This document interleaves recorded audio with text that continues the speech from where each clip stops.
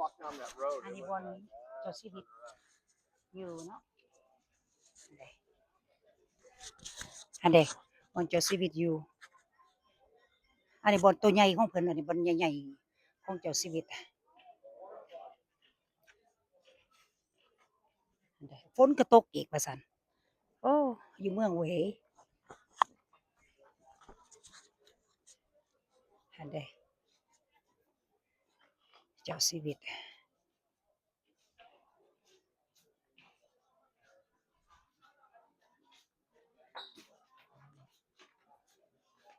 อันเดงามให้บ่งามหลาย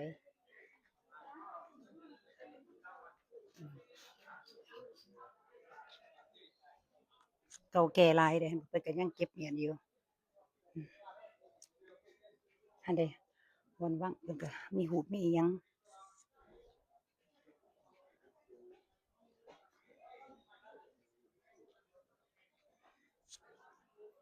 บนหูป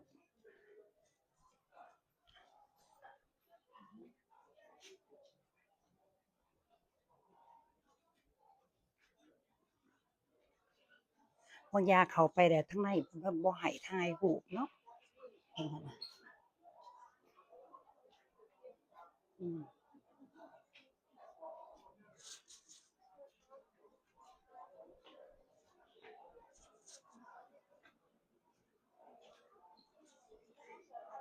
เบิ่งจังซี่มันก็มีของโศกของหยังเอามาขายอยู่แถวนี้เด้โอเค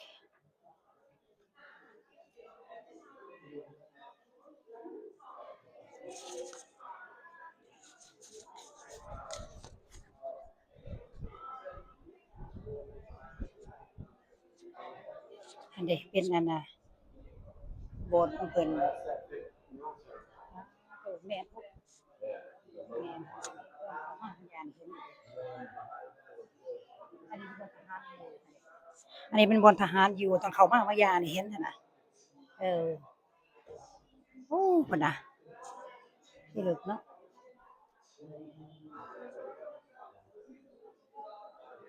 อันนี้บอน Palace เพิ่นบอนเจ้าชีวิตอยู่เนาะเดี๋ยวนี้ป๊าโถมันคนหลายมันไปหลายเด้พุ่นน่ะป๊าโถมีจักอันแท้ๆ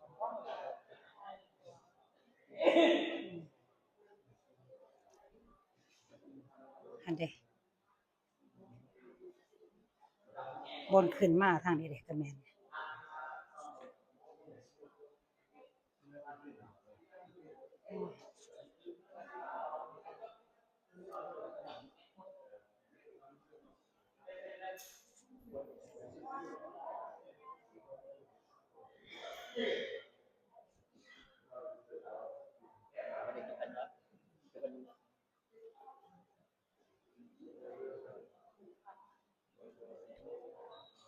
นี่ก็แม่นเด้มาเบิ่งนี่เฮ็ดก็งามอันนี้บ่อนเฮาถ่ายบางอย่างนี่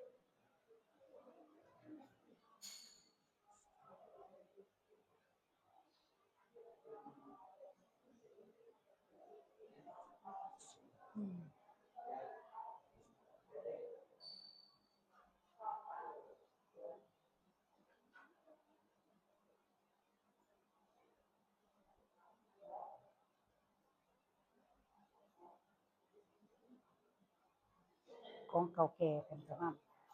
เอามาขายซั่นนี่เพิ่นเอาของเก่าแก่มาขายนำ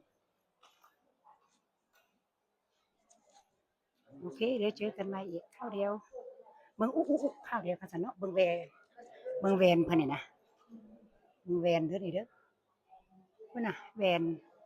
แย้งมึงงามบ่เฮ้ยแหวนแย้งแหวนแย้งป๊าโถเบิ่งบอนคิงเพิ่นอยู่ Got you. Okay, yeah. The father, Okay. the father, Ho Chi Minh father used to work for the king, Okay. sister, or he the sister of Man. the for the king boy. เพิ่นว่าอันน่ะโฮจิมินห์น่ะบ่แม่นเป็น king เป็นแค่เป็น president เนาะเพิ่นเคยเฮ็ดเวียก อืม walk around there and come out here. Thing. Where? You say where? No, but we walk over there. They come around. They come out there. Yeah, they come out here. อ๋อ That's what I point. Why would you go there for? Oh, I didn't know. I didn't. What? That's we will come out this way Come go out here. Where you going? Restroom before WC. and they โอเคเขามาเบิ่งก่อนนะอ๋อว้าวบอลเขามาขายเครื่องขายของแถวโอเคโอ้บนบ่ให้เขาไปบอลเจ้าชีวิตเนาะบอลว่างต้องหามบ่ให้เขาไปเป็นว่าขอรักถ่ายรูปกันหน่อยนึงเนาะโอเคขอบใจอันเด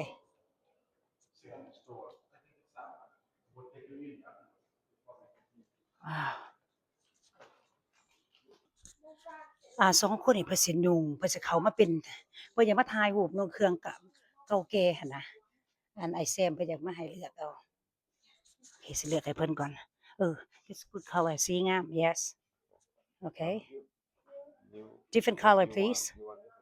yeah yeah blue is more blue for you yes yes yes No, me yellow. เพิ่นอยากมานุ่งแบบคือเก่าแก่หั่นนะเออมันนุ่งถ่ายรูปไปนี่ผู้หนึงมีแต่300,000เนาะ300,000ก็ประมาณ$12ผู้หนึง$12เพิ่นสินุ่งแบบคือเจ้าชีวิตนี่ล่ะ$12คันแม่นอยากมาเฮ็ดถ่ายรูปแบบคือเจ้าชีวิตเนาะอันเดไอ้ขาวนี่ก็ใส่แบบนี้เด้เพิ่นอยากได้สีฟ้าเพิ่นว่าโอ้ Từng người phải không? Một người riêng. เพิ่นน่ะเพิ่นเอาสีเหลืองเพิ่นว่าสีเหลืองอืม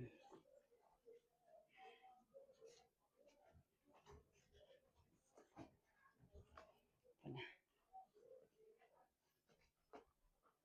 โอ้โถ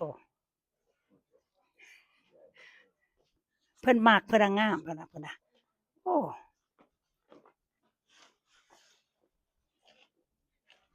เอา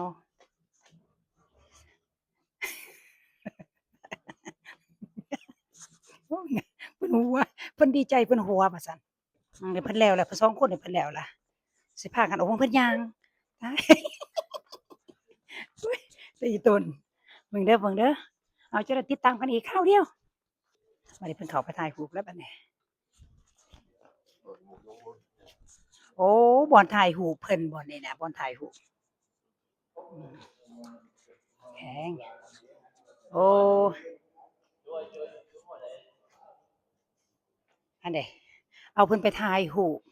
อ้ายฝรั่งนี่น่ะเพิ่นอยากถ่ายเพิ่นอยากเป็นแบบคือกงๆบ่หรือจั่งใดนี่ล่ะอาเอาเบิ่งเพิ่นเบิ่งบ่อนถ่ายรูปอยากเฮ็ดแบบโอ้เฮ็ดแบบเจ้าชีวิตเด้เพิ่นอยากเฮ็ดแบบนั้น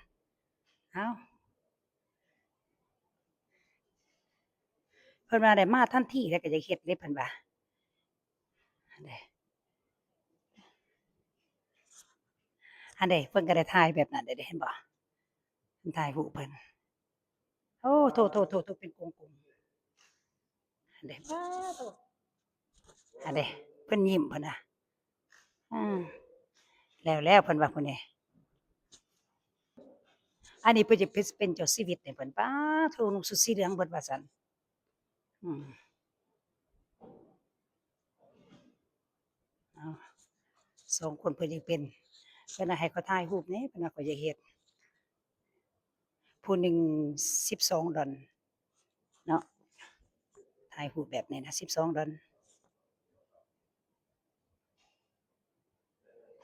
พุ่นน่ะ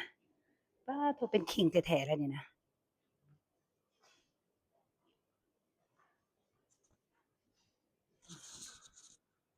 เพิ่นเป็นคิงเพิ่นน่ะโอ้เพิ่นดีใจเพิ่นว่าขอให้ถ่ายแหน่เพิ่นว่า9สิมื้อ10สิมื้อไกอยากเป็นคิงบ่ได้เป็นคิงนำเขาก็ขอถ่ายรูปก็พอแล้วเพิ่นว่า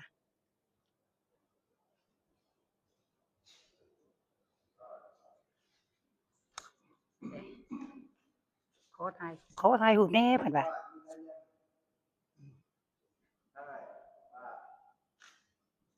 อันเด้เพิ่นว่าให้เบิ่งก่อนเพิ่นว่าเบิ่งก่อนโอเคป่ะเข้ามาทางนี้บัดนี้โอ้โธ่แม่นหยังอันนี้ป๊าโธ่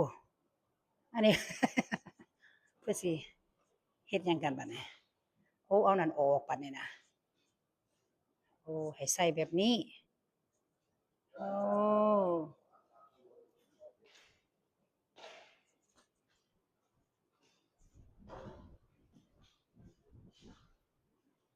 เพิ่นสิมาถามเบิ่งราคาเด้อมันสิเบิดหลายปานใดบัดนี้เพิ่นว่าโอ้โธ่เอาคักๆเด้อ2คนนี่ตู้นี่ก็เป็นนี่ตู้นี่เออก็อยากเป็นอยากเป็นพุ่นน่ะโอ้แต่แม่นเนาะหลายคนขนาดเอามาเข้าแบบนี้เอ้า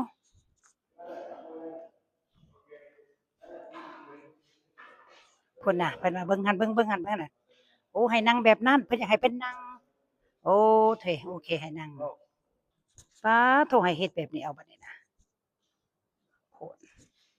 ผู้ถ่ายรูปก็ดีอืมถ่ายรูปตีตนเอาไส้ซะเป็นไส้เกียร์ไส้โซเพิ่นเอายิ้มอีกว่าซั่นฮะเพิ่นยิ้ม